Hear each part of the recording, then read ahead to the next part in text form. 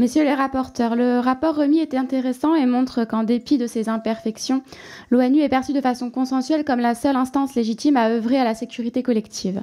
C'est la raison pour laquelle il est important de la renforcer. Nulle trace pourtant dans votre rapport du refus d'Emmanuel Macron et de son gouvernement de recevoir le rapporteur spécial aux libertés de l'ONU. Ne pensez-vous pas que ce genre d'attitude contribue à fragiliser cette instance indispensable à la paix mondiale ? Autre sujet d'interrogation, vous parlez de l'application de sanctions secondaires d'extraterritorialité comme les États-Unis, notamment contre la Russie. Mais vous n'allez pas au bout de votre analyse. La Russie a connu un sursaut d'export pétrolier vers l'Inde, qu'elle raffine et vend à l'Europe, et notamment à la France. Quelques 300 000 tonnes, rien que ça. Pourriez-vous préciser votre pensée? Ces sanctions toucheraient-elles le gouvernement d'Emmanuel Macron, l'entreprise Total? Vous reconnaissez que le modèle états-unien a ses limites, car vous dénoncez de façon très claire l'embargo cubain, en soulignant son caractère injuste et contraire au droit international, et vous déplorez un acharnement de la part des États-Unis qui n'a rien de constructif. Je m'interroge simplement sur les conséquences que vous tirez de ce constat.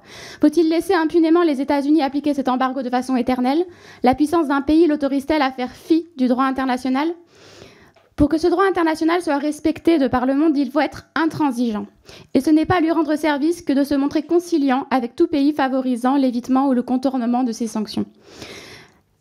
À la page 8, vous parlez à ce sujet d'intensifier la pression diplomatique sur ces pays, parmi lesquels, je vous cite, les Émirats arabes unis, Israël, la Turquie, la Serbie. Et puis à la page 57, cela devient intensifier les échanges diplomatiques. N'avez-vous pas le sentiment de vous contredire ?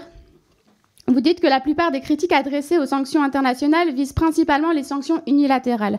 Mais le système des sanctions internationales ne serait-il pas également miné par ce deux poids, deux mesures?